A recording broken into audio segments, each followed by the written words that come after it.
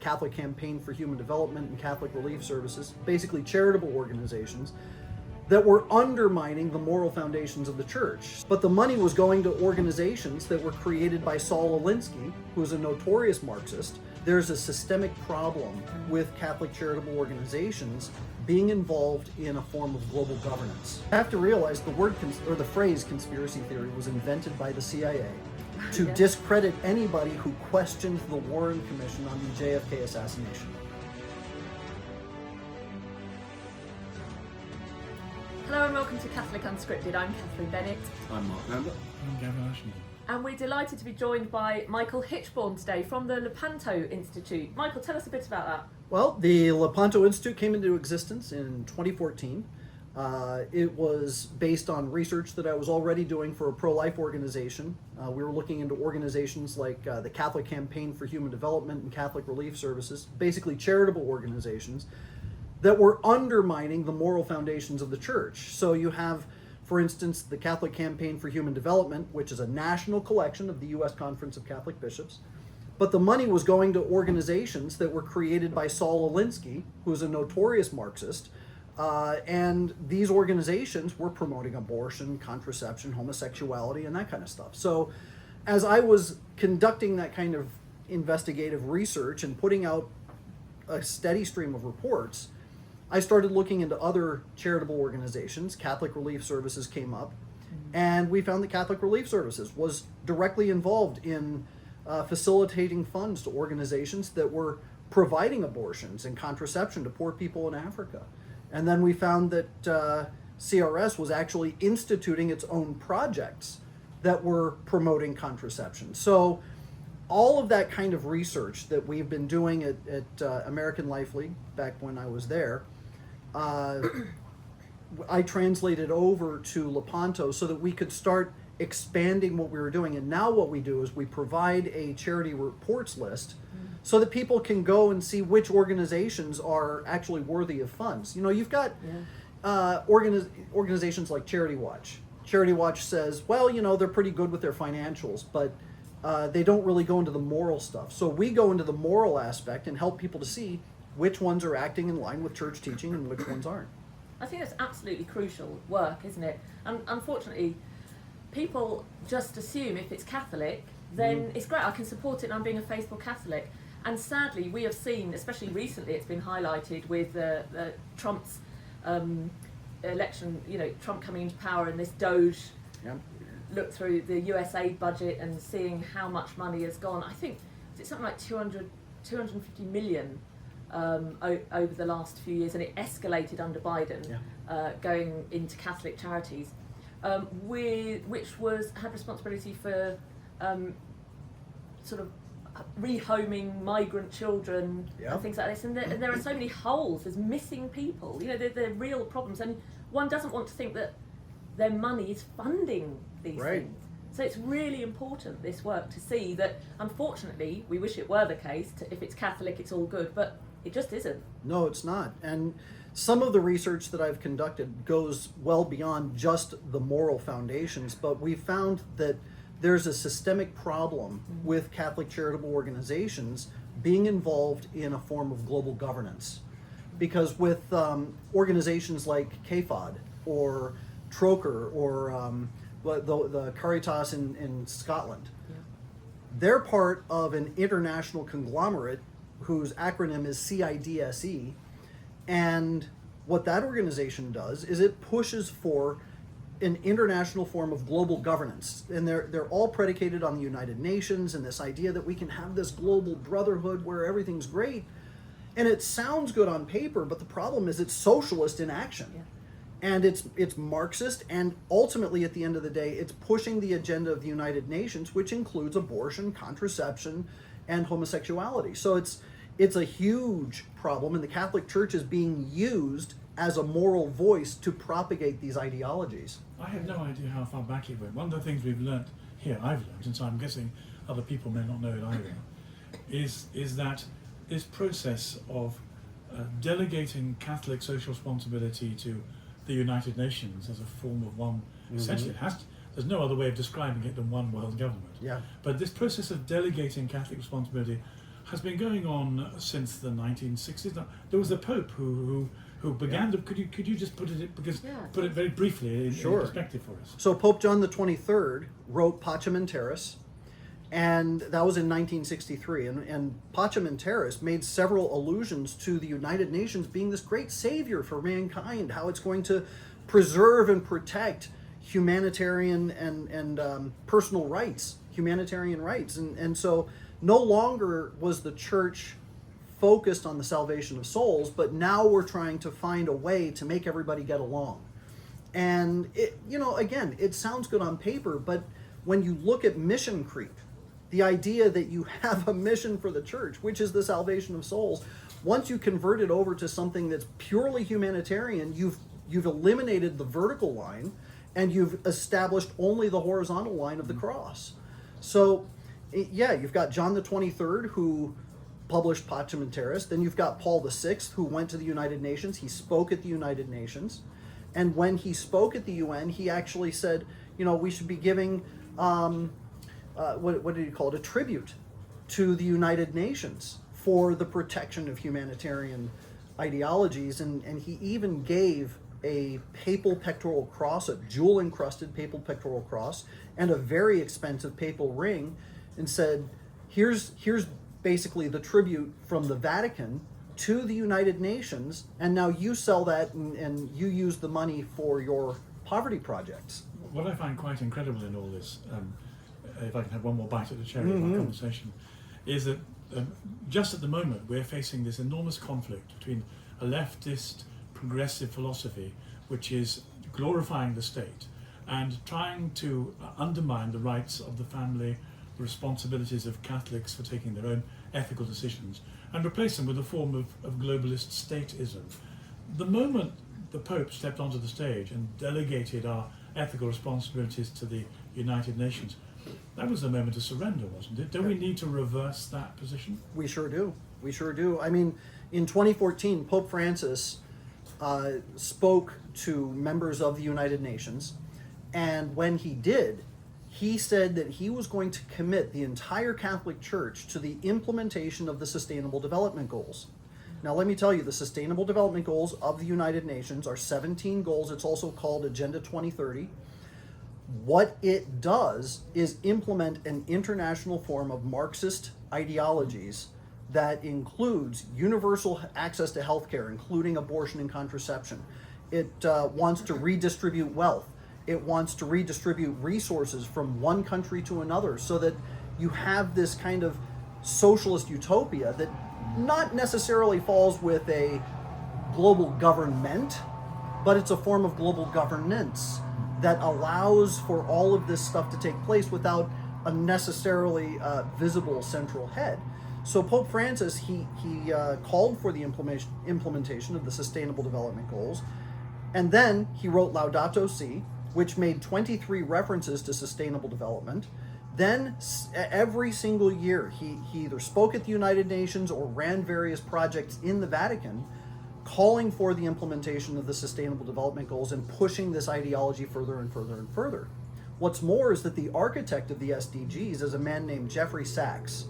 Jeffrey Sachs virtually had an office in the Vatican for almost the full 12 years that Pope Francis was Pope.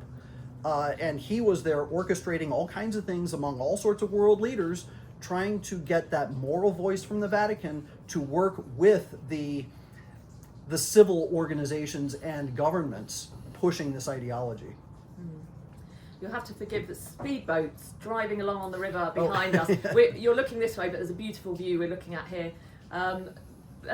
Michael, you've just written a book, which perhaps we've only got a short time today, but we might want to direct our viewers to read this book where you go into great depth. Do you want to tell us about that? Sure. So I've just finished writing the book for Tan Books. It's the working title is Ransacked, the Devil's War on Religious Institutes. And what I did is I went through the history of religious institutes, religious orders. And I kind of went into what it is, why religious orders exist, where they come from, what the whole point was, and how they provided the infrastructure for Christendom altogether. You know, why is it that we had free healthcare, and why is it that we had free education, and why is it that we had free service to the poor?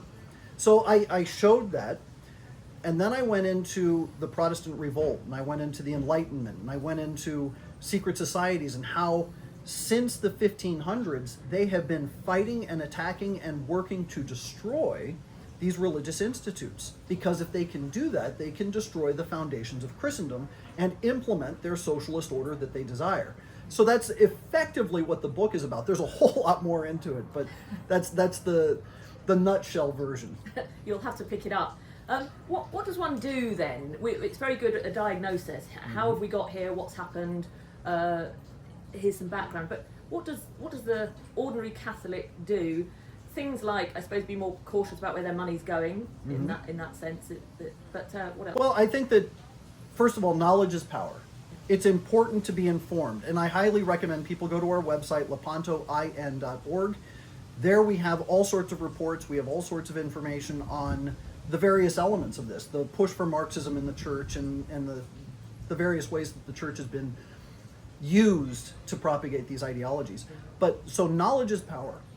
But the other thing is, and the most important thing, is to consistently pray. To consistently pray the rosary and to dedicate your families to the Sacred Heart and to the Immaculate Heart. And, you know, if families were more focused on the salvation of their members, you would see a growth in the communities, because it's a natural progression. It starts with the family as the building block of civilization. From the family comes the community. From the community comes a nation. So by starting with the family and focusing on prayer in the family and dedicating the family to salvation and saying, this is the most important thing. I don't care what else happens to our family. I want every single one of my children to go to heaven. I want my spouse to go to heaven. And everything that I'm going to do is going to be directed towards that. So that's the most important thing. Because the destruction of the nation can only come when you've destroyed the family, Absolutely. which we've seen over the decades. And now we're saying, look at this, we have problems with this global vision and the destruction of nations. But you think, well, it didn't come from nowhere. The family was decimated. And so absolutely that's where we need to focus on. Well, I just think that when I first met Michael about 6-7 years, something like that, Yeah, something like that. we met up. I didn't really know who you were, and we got on really, really well straight away. And so I love the fact that Gavin is just ordered this. This all makes sense to him. But to me at the time, I hadn't been red pilled or whatever, and I was like, this sounds like some sort of conspiracy theory madness. Do you remember we were sitting in the bar? Yeah. And talking about it, and I was like, people will think you're mad, Yeah. you know. But so over the years, like the first thing is your own witness as a Catholic is, inspirational. So thank you for that. But the other thing I think is the fact that the more you learn, the more you dig. Even if you haven't got the same sort of intellectual grasp on things as Gavin, which not all of us have, who can just put these things together so quickly. Like, I mean, what you just said there, literally, I'm not exaggerating, right? It took me about 3 years to sort of figure that out, talking to him and, Yes, but I've been listening to you think aloud, so that's, Right. that's how I get there. So, and then you start to see how all these things fit together. And that actually it's massive plot against the church and the family and Christendom. But when you're picking up little nuggets here and there, it's difficult, isn't it, to see how all those bits fit together. And we sound a bit mental sometimes when we're talking about I'd like to add something else which has made me feel mental. It was only in the discussions we've had here that I've realised that the no borders policy, the support of a flow of undocumented migrants, has been supported at the very top of the Catholic Church by the Pope and by some of the very senior cardinals he's placed in strategic positions around America and its southern border. And what the Catholic Church has been doing is adding political support to the flow of migrants over the border. And the reason why that matters more than it seems originally is that this inevitably involves child trafficking. Yes. And therefore the Catholic Church at the highest level has been complicit in turning a blind eye to child trafficking, because the price for this flow of refugees has been leaving the cartels in a position to organize it, because they drive it, and it's the cartels that have been trafficking and prostituting children.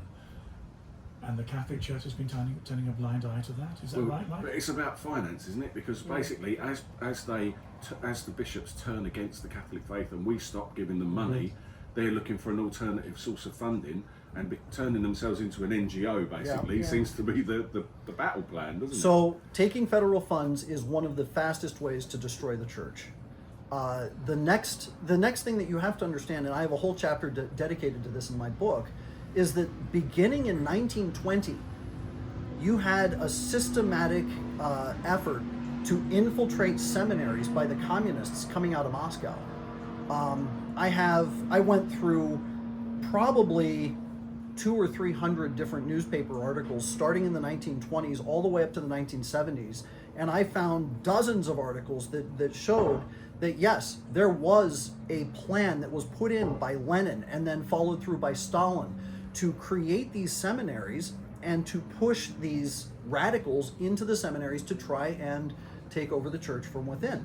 I hate to say this because it's odious to say, but Jorge Mario Bergoglio was a Marxist. And when you look at the things that he says and you follow his ideologies, they are Marxist ideologies. Now, I'm not going to say he was a communist because that's a political statement, but his ideology was Marxist. And when you start to examine what Marxism is trying to establish, it's not just a matter of taking over and imposing this communist revolutionary government. The Soviet Union was an experiment, but it was actually part of the Hegelian dialectic. So you want to create a foil, a bad guy. And then with that bad guy, you want to create a good guy who's fighting the bad guy. And the two of them are going to battle together until they create synthesis. That's the Hegelian dialectic. That synthesis is a soft socialism that looks to build a utopia that doesn't need God. We don't need God to sustain our health anymore. We've got science to do it. Yeah. We don't need God to guide our education. We've got educators to do it. So they want to move away from the moral and theological foundations of the church so that they can move towards a more humanist ideology. And that's what the idea of Marxism truly is. So you see, despite Mark's kind words earlier on, I'm feeling a bit stupid. Oh, because when I heard the Pope go down to Mexico and say, build bridges, not walls, forgetting there was a wall around the Vatican, but let's leave that to one side as a debating point. I genuinely thought he was being nice.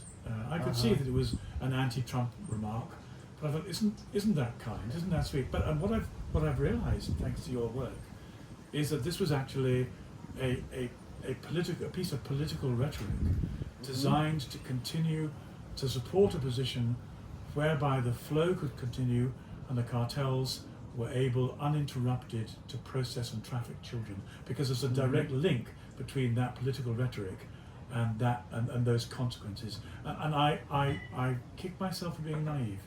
well, so the cartels are a big part of it, and the money is a big part of it, and the trafficking is a big part of it. But at the end of the day, the reason you see the open borders policies being pushed by the United Nations, by the church, etc., is destabilization. Right. What happens when you have a mass exodus of a people from one area? You completely obliterate it.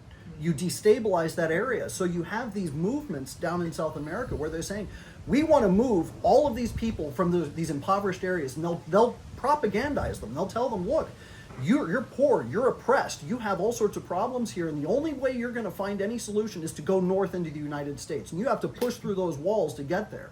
And they're going to really sell this idea to them so that the people, they're convinced, and they say, okay, we'll go. And they're going to go through dangerous areas to try and get across the border.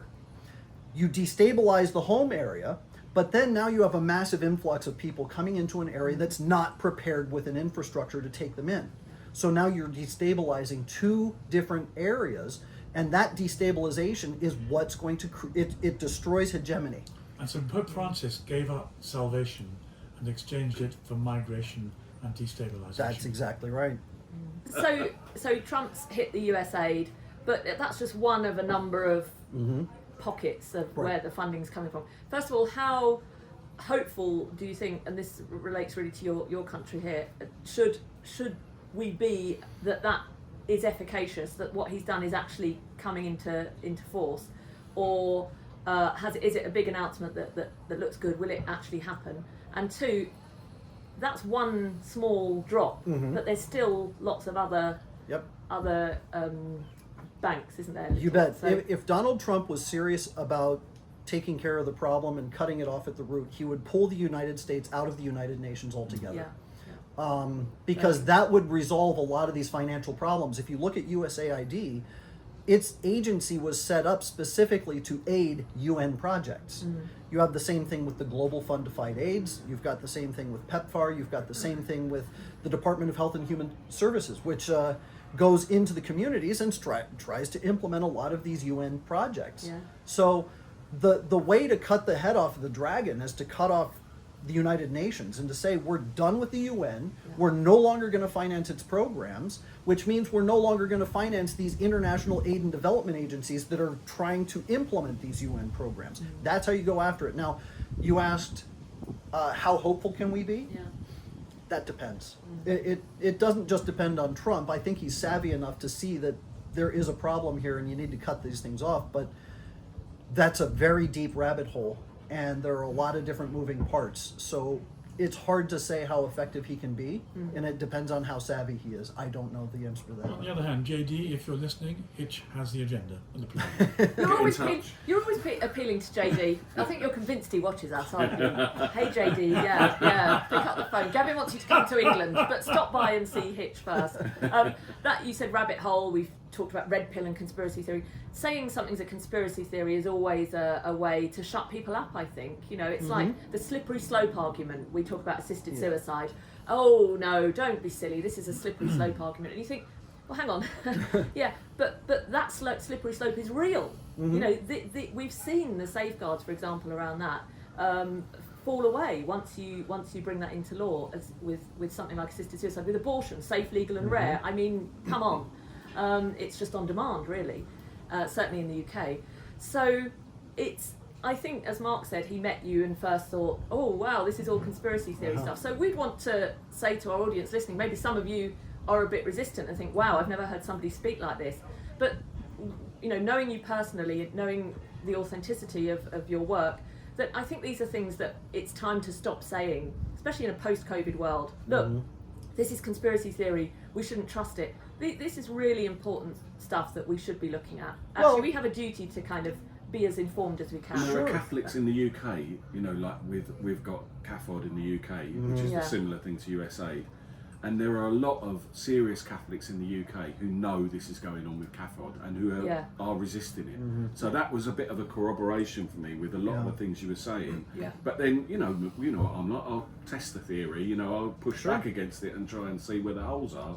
But like, you know, it's really it all makes perfect sense.